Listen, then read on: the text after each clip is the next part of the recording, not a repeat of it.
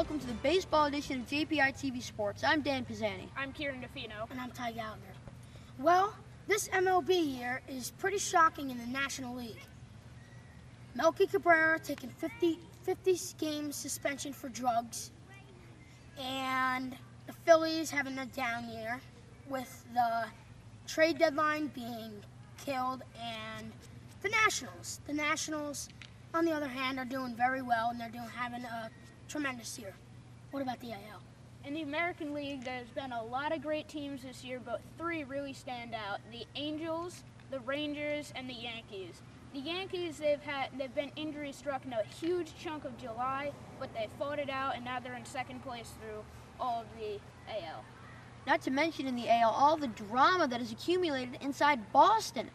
The secret meeting the players have had with the owners about Bobby V's future.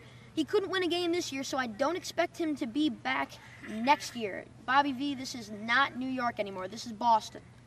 Not to mention with Melky Cabrera, the MVP of the All-Star game. Now out with steroids, should the All-Star game count now that they have home field? That's a big question. It is. And they've also had the third perfect game of the season this year. Felix Hernandez, pitching a 1-0 win against the Tampa Bay Rays, and it was just a great game all around. It's also the second perfect game at Safeco Field this year. Well, it's time for the main event. Let's welcome the Saugerties American Legion team. Hello. How you doing? What's up? Thanks for inviting us out today. Yes. Yeah, thanks. Thank you. No problem. Guys, I just wanted to ask you, could you tell me a highlight or a battle you've had during a game of any, the state tournament, the district tournament, just any tournament? You guys can just take turns answering that question. Well, before we start at a game, I think I should say, going into this season, we had the team to do it. We knew we had the caliber of players to get to that point, but when we lost Mike Dodick to the MLB, that put us behind, and we had to work back. So throughout the year, people, got up. They went into positions that they weren't going to play, and they just made the season go as it should, and that's why we got to where we did.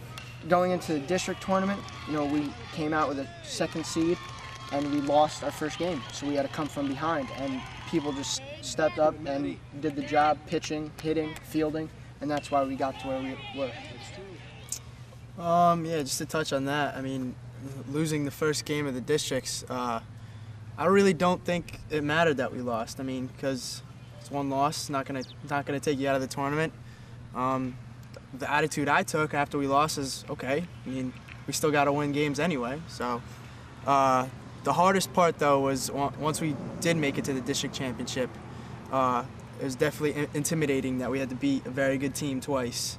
I mean, the Schenectady Indians, really good ball club, and they've been to the state tournament before. So that was a big hurdle for us to muster up enough courage and overcome those guys twice. It's been pretty big win for me. I feel like the bigger hurdle that we had to jump was beating them the first time, because we had played a lot of games up to that point. And going into the second game, what would you rather be, coming off of 5-6 wins or coming off a loss? So us, with that kind of momentum, it really helped us out, and it led right into states. So I mean, I guess in perspective, it helped us that we were in a hole at the beginning of the tournament, because it ended up leading to victory in the end. And one perspective of it was, like, we were going to district tournament. We didn't have like the greatest record in the world, but it didn't really matter because all that for the regular season was just basically pre-game warm-ups just to go into the district tournament. And losing the first game really like kicked in reality, like we need to like step it up a little bit. The first game was amazing. It was definitely a pitcher's duel. Jordan did his thing, but we just didn't end up having enough runs to support. But once we started, winning games, built up confidence, built up momentum, and that first game was definitely huge for us to win. Once we won that one, it was definitely easier for the second game to come. What's your biggest memory from the state tournament? That's a good question. Probably Jubb dropping the first out of the game in the last game we played. No, but biggest and best memory. Gee, that's tough. It's tough to pinpoint one certain part of the entire tournament because the whole experience was amazing. Just spending your week, your summer with some of the most incredible and most touching people in your life. You know, we kind of bonded, we all became a family. So maybe even some of the best moments of the state tournament came from off the field. Like whether it was running around through Chuck E. Cheese or playing water polo or basketball with Kogel in the swimming pool. You know, it's just all the bonding and all the experience that made it the ride that it was. Yeah, I think the fact that we went to the States, that's like the best memory, because we've had this great team for many years now, and it's kind of coming to an end. You know, players are leaving, so it's not the same team. But the fact that we were able to take it at the very end of the team, go to the States one more time, and end it in that way, that's a pretty good memory. I mean, just like these guys were saying, it's not the on-field, memories that we had. My biggest memory is just having so much support from the families, friends, people that don't even have anything to do with the kids on the team are coming up there to support us. It was just so great that we had such support from all these Saugerties people to, give us support in these games. It was great. Yeah, other than just like playing and being a participant in the amazing season that we had, one of my favorite moments was actually after the season ended when was it the chairman of the vice chairman of the American Legion came and gave us like huge compliments. Like, yeah, we only got third place in the state.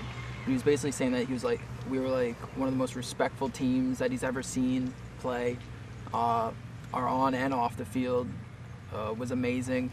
We didn't get in any trouble. Like, we gained a lot of respect, which was pretty cool to hear. It's a pretty humbling thing to hear. Yeah. So. Well, what was being a part of the no-hitter? Was that good, or was that like fun, or it was like nerve-wracking at some points? Honestly, I didn't realize that was a no-hitter until the last out, and everybody freaked out. I mean, it's tough to no-hit any team, but they weren't the best team, so we were just coming out to, beat them because we knew we should have. But it was impressive that Cole was able to do that. I mean, but like I said, it's tough to be in a no-hitter, perfect game, whatever. But when you just look up at the scoreboard and keep seeing the zeros go up there, you can't think, oh, he's got a no-hitter. We're going to be part of something special. You can't think that. You still got to put up the runs to support him and make sure that we have enough runs to win the game, even if they happen to get some hits together and put some runs on the board. Well, I know from a catcher's standpoint, I got to catch Cole when he pitched that game. I know, even though there was a no-hitter going on, his main focus, as well as mine, was to win the game. So we went for every out, every pitch we tried to hit a spot, and when you do the right thing at the right time and everything is falling together, then things like that are going to happen. And you get those one or two plays in the field that fire up the bats, as well as save hits in a hitless ball game. So, I mean, I don't know. That's what I saw from it. I kind of have mixed feelings about it. It was just amazing, like unbelievable that he no-hit a really good team. But the funny part was that I actually was in the bullpen, and coach was saying, if he gives up a hit, you're in. I'm like I really wanted to go in, but at the same time, I want to see this happen. And it was pretty cool, even though I didn't play at all that game. It was pretty cool to see it happen. I just have one more point about that. When you're in a no-hitter situation like that, your composure is what you need to keep, close. You can't, if you get a bad call by the umpire, you just got to say, okay, I got to come back and pitch a strike. And that has a lot to do with Patty's job as a catcher. He's calling the pitches, he's calling the spots. So he's got to make sure Cole was up and, hitting his spots. And once he did that, it was just smooth sailing from there. What do you guys have to say to your coaches? Thank you. Yeah, I mean, right, definitely thank you. And this is, out of these guys, mine and Alex, this is our last year was playing. And they definitely, from the first time that we got on that team, they definitely shaped us as people to good ball players. I mean, we were all good, but we got better each and every practice, each and every game that we were with those guys, because they knew what they were talking about, and they helped us. If we weren't doing something right, they did it for us and corrected it so we could be better. Yeah, I mean, being with these coaches it's a very special thing to be able to be coached by them, because you have a coaching staff of 5 people, all pointing out all of your flaws and just trying to perfect your game in every aspect. And I've never learned more from a staff of coaches than with being on the Legion team. Yeah, it's nice to appreciate the kind of time that they dedicate to each person, and they never look at anything for themselves. They never look at it for any other individual. They're trying to help you and trying to help us as a team, most of all. And whatever they preach from day one, they continue preaching that throughout the entire season. Mindset never changes. They never lose confidence in you. And it's a really good quality to have from a coaching staff that is very respectable, and everyone on our team knows that. So it was great having, like, there were 5 main coaches, but there were also like a lot of ex-players coming too, which even like pounds the nail in even harder that they were like amazing coaches. Like the fact that players, like ex-players, really want to be part of it still after they were gone. And yeah, it was a great experience being part of, having them coach us. They never really coached us just to like pound something in our head. It was like, this is how you're gonna get better. It was like, if we have to do it one way or say it a certain way just to like get into your head so you can improve yourself, that's what they got to do. They've taught us how to play the game. Like, more than helping us with baseball, is they help you become men too, because they teach you the right way to play the game, and there definitely is a certain way to play the game. So I really appreciate that quality in there. Can I just add something on to that? There's never a baseball player that's too good. There's always something to add on to your skill and to your technique in playing baseball. Yeah, and they help you. That's what I learned as playing baseball. you're only as good as your weakest link. Like say, That's true. if you have one player who's great and all the rest of the players in your team are okay, well, it's a team sport. I mean, there's 9 batters that you have to run through. That one player can never make a difference.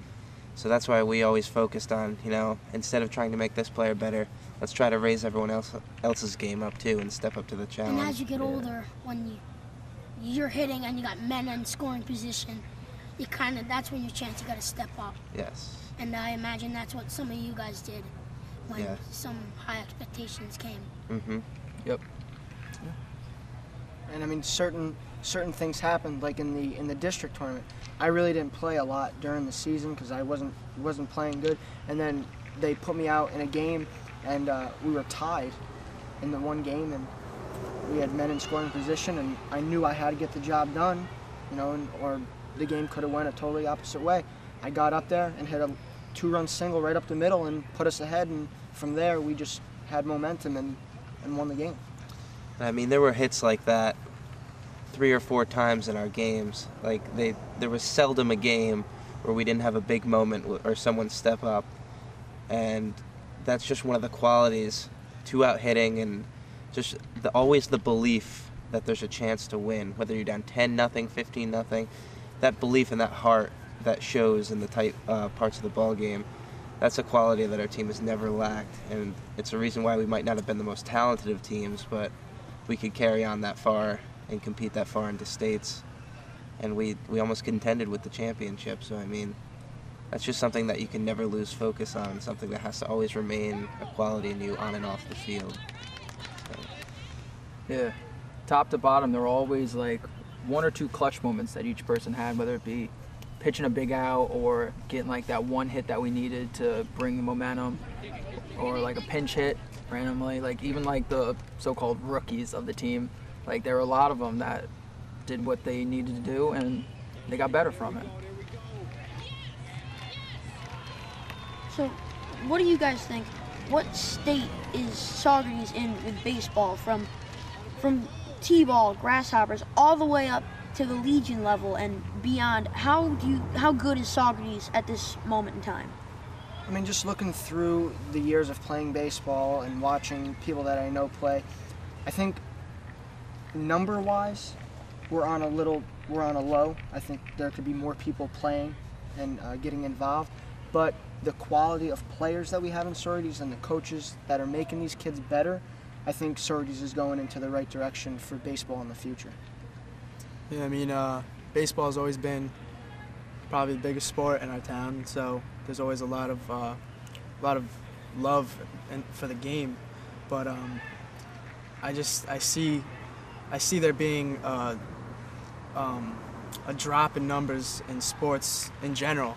I mean, not that many kids are into sports as they used to be. I mean, I don't know why, but I think there definitely is, like Jeb said, a lot of talent that could come through in a couple years, you know, and get better each year, but it's just sad to see that there's not that many people anymore that are into sports and baseball.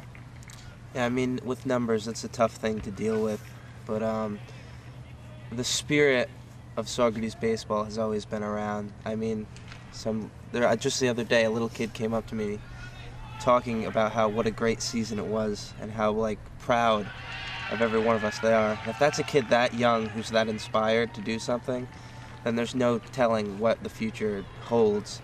So I mean, once people start to figure out that lacrosse isn't a real sport, and they start coming back to baseball and we start gaining some numbers again, then I think we'll be fine. We'll get all of our athletes back, but that's one thing that people never understand, is that this is a baseball town.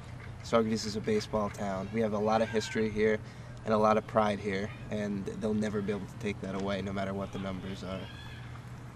Yeah, throughout the years of baseball that I've been around, or people older than me have been around, there's never been, like, I don't know, like, not really a lull, but, like, there's never been a time where there's, like, not been spirit in it, not been a lot of heart.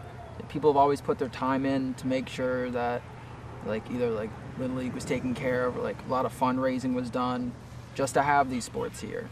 And it means a lot to me as a player, us as people that live in this town, to know that there's people that still love the game, still love watching it, even if they're, like, not from the town. They still love coming to random games and being like, it's a great baseball town.